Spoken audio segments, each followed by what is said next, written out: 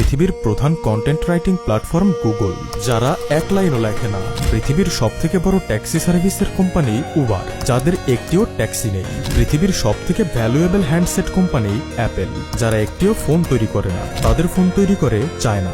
পৃথিবীর সবথেকে বড় অনলাইন বাজার অ্যামাজন, যাদের একটিও দোকান নেই, একটিও প্রোডাক্ট নেই।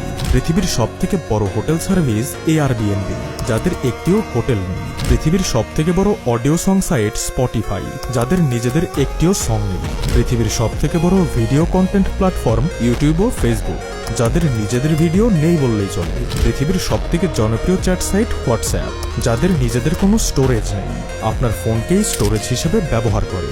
বাংলাদেশের সবথেকে বড় ফুড ডেলিভারি সার্ভিস ফুডপান্ডা, যাদের নিজেদের কোনো ফুড নেই। জনপ্রিয় টাকা লেনদেন সাইট বিকাশ, যাদের নিজেদের প্রায় কোনো টাকা নেই। কি অবাক করা ব্যাপার, তাই না? এদের রহস্যটা কি জানেন?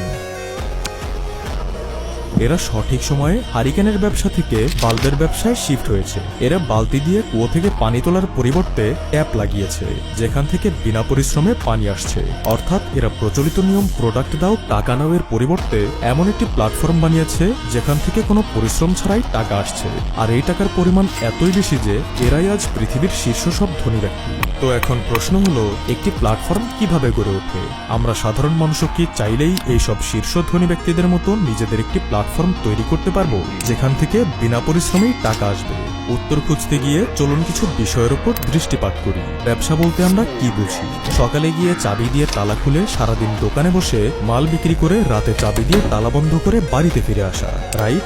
কিন্তু ভাইজান, এটা বিজনেস নয়, এটাকে সেলফ এমপ্লয়েড বলা হয়। যেখানে আপনি কোথাও চাকরি না করে নিজের কর্মসংস্থানের ব্যবস্থা নিজেই করছেন।